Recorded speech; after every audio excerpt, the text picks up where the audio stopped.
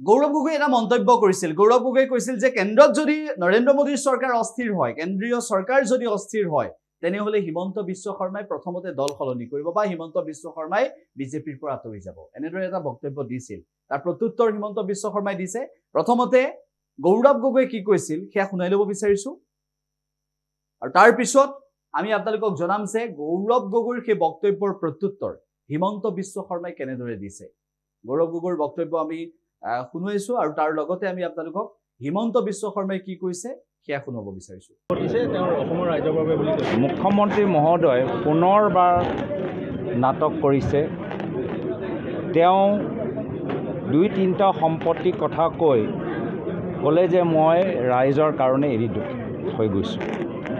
কিন্তু তেখেতৰ সম্পত্তি ধনৰ গোটেই ঘৰৰ সদস্যসকলৰ মিলাই ইমান দীঘলীয়া তালিকা তেওঁ নিজৰ সেই গোটেই তালিকাৰ পৰা মাত্ৰ 1%হে ৰাজহুৱা কৰিছে আৰু সেই 1%ও তেওঁ ৰাইজক দি দিবলৈ বিচাৰিছে মনৰ ইচ্ছা প্ৰকাশ কৰিছে প্ৰায় 99% নিজৰ ভিতৰত ৰাখিবলৈ চেষ্টা কৰিছে তো এই ধৰণৰ কথা যুক্তি ৰাইজে গ্ৰহণ আৰু নকৰে তেখেতৰ কথা আজি সকলোৱে জানে পাতল কোনো আজি তেখেতৰ কথা গুৰুত্ব সহকাৰে নলয় আজি সকলোৱে বুজি পাইছে যে লোকসভা নিৰ্বাচনৰ পিছত এটা অসমৰ ভিতৰত বিজেপি শিবিৰৰ ভিতৰত ৰাজনৈতিক ভূমিকম্প সৃষ্টি হৈছে লোকসভা নিৰ্বাচন আগতে মানুহে কংগ্ৰেছ দলটোক এৰি বিজেপি দলটোক যোগদান কৰিছে এতিয়া লোকসভা নিৰ্বাচনৰ পিছত এতিয়া আমি দেখা পাইছোঁ মানুহে বিজেপি দল এৰি বা বিভিন্ন দল সংগঠন এৰি কংগ্ৰেছ দলটোক যোগদান কৰিছে আৰু মই আপোনালোকক কথা দিছোঁ যে যদি এই হাৰিয়ানা মহাৰাষ্ট্ৰ ঝাৰখণ্ডৰ নিৰ্বাচনৰ ফলাফলৰ পিছত যদি কেন্দ্ৰীয় চৰকাৰ সলনি হয়